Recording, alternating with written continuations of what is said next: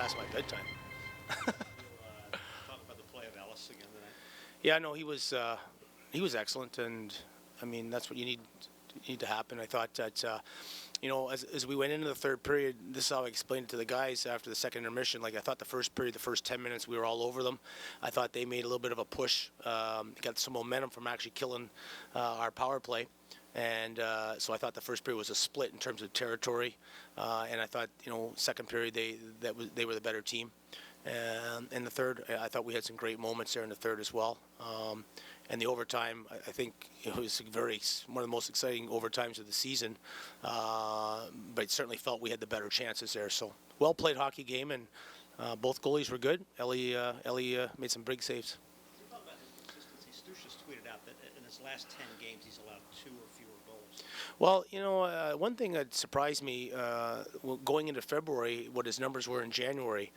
So it's really been since the clock turned 2016 that he's been very, very consistent, and we tend to play really well in front of him. And he had good rest. We kind of strategically planned this week out, and that was a tough trip back last night. Getting at 3:30 in the morning, and so to have him back here well rested, it worked out really in our favor. Just the response from your team since losing the back-to-back against Wilkes-Barre. You go on the road and win very handily, 8-0, get an overtime win in Utica, and now this game. You guys are obviously, both teams probably were a little bit tired. The response from a tough weekend, pretty pleased. Absolutely, and the one thing I talked about to the guys early last week was we hadn't lost, and this is how we've been doing this since I become the head coach, is we work on a week-to-week basis, and you have a 28-week season in the AHL, and you try to win as many weeks as you can.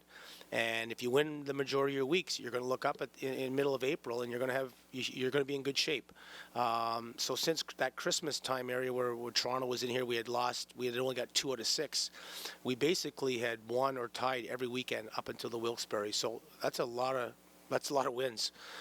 So the guys really responded this week. A complete dominant performance in Lehigh, and a tough game last night. Exciting, well-played game as well, but we got the overtime winner, and it's good for our team to play good competition with tight games, because the last 2 nights especially, to me, on the bench felt like playoff hockey, and the momentum swings and just the temperature on the bench, is really high.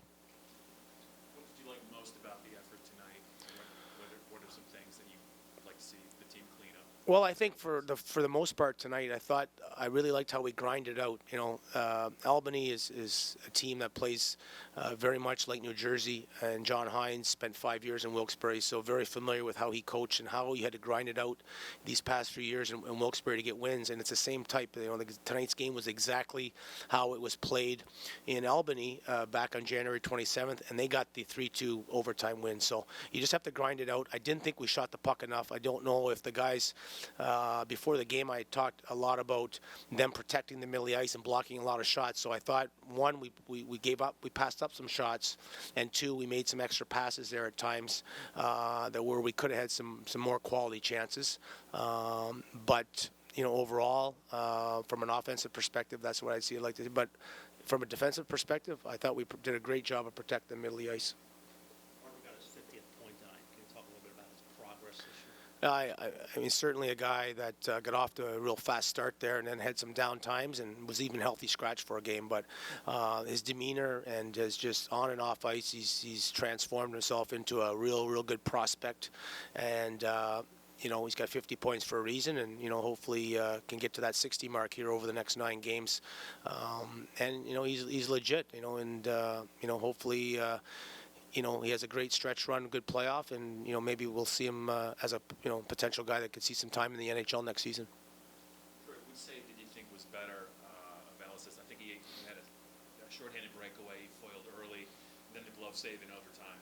Looked like that thing might have been targeted. Yeah, well, I would probably say the power play one. Our power play, it's not normal to go with 5 forwards, but just the way our 1-3-1 caps 1-3-1 that we use in zone is just, that's how it's played out here recently. And those are huge momentum swings in the other opposition's favor. So to be able to keep that that's a big time save.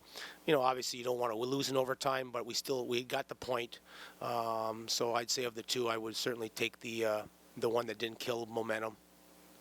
With Notre Dame losing last night, have you been given any word if Thomas DePauli could make an appearance here anytime soon? Well, I did, exchange some text messages with some Caps personnel last night, but he's not officially signed.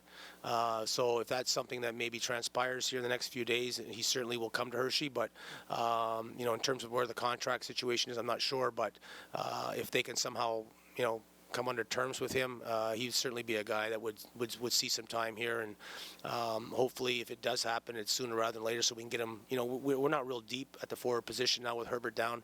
We're only 14 forwards, so we certainly can use a body here down the stretch here to, in case we get into some injury problems. There was a lot of history on that board tonight in the pregame. I mean, you looked up and it was Bruce and it was Frenchie, and then you guys came out on the ice. I don't think any of us knew what to expect, but what were your emotions watching all that?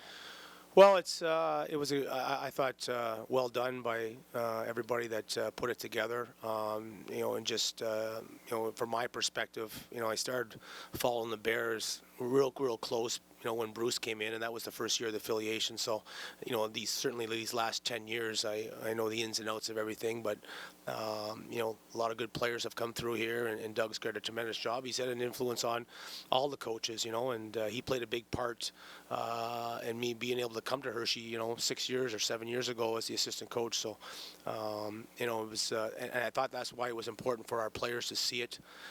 Anytime you can honor someone that's played such an important role in the history of the Hershey Bears, I think it's important these young players really get to feel it, and see even the ring presentation and the amount of Calder Cups. And I think it helps these young guys knowing, holy geez, this is pretty good here, and it's about winning, and it's about trying to win the Calder Cup. And I don't think that can hurt, as we get down the stretch here in the playoffs. Okay, thanks. We'll see you in 2 weeks.